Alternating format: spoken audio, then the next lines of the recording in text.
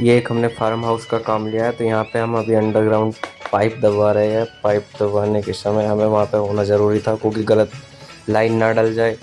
Future में कभी भी फॉल्ट हो सकता है, तो तार अच्छे से निकल जाए। फिर हमने तार को देखा कि तार भी अच्छा ही था, क्योंकि तार हमने ही मंगवाया था।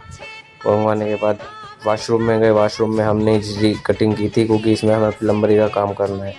फिर हम निकले बाहर, क्योंकि रात हो गई थी। रात होने के बाद वापसी मशीन वगैरह का देखा, इनको करने लगे। फिर अगली सुबह आए। सुबह आने के बाद पूरा पाइप वगैरह हमने दाब भी दिया था, सीट वगैरह का सेटअप बैठाया और ऊपर टंकी लगाने की तैयारी की।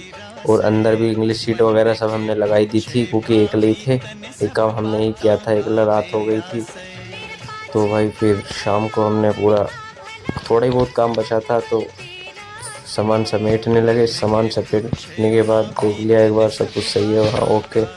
उसके बाद हम निकलने लगे। बिजली का भी हमने किया था, तो सामान अब समेटना ही था पूरा, क्योंकि काम पूरा डन हो गया था। अगली सुबह आए। अगली सुबह आने के बाद जो छोटा मोटा काम था उसको हमने जल्दी जल्दी किया और टंकी भरने की तैयारी की। टंकी भरने के बाद हमने पानी लाइन में छोड़ा। छोड़ने के बाद चेक किया कहीं से पाइप लीकेज वगैरह तो नहीं है, नहीं था। उसके बाद हमने टंकी का ढक्कन खोला। ढक्कन खोलने के बाद चेक किया कि पानी का प्रेशर कैसा आ रहा है। पानी का प्रेशर हमने मंदा ही छोड़ा था, क्योंकि अभी नई लाइन है। नई लाइन होने के कारण फिर हम नीचे आके पार्क में टहलने लगे।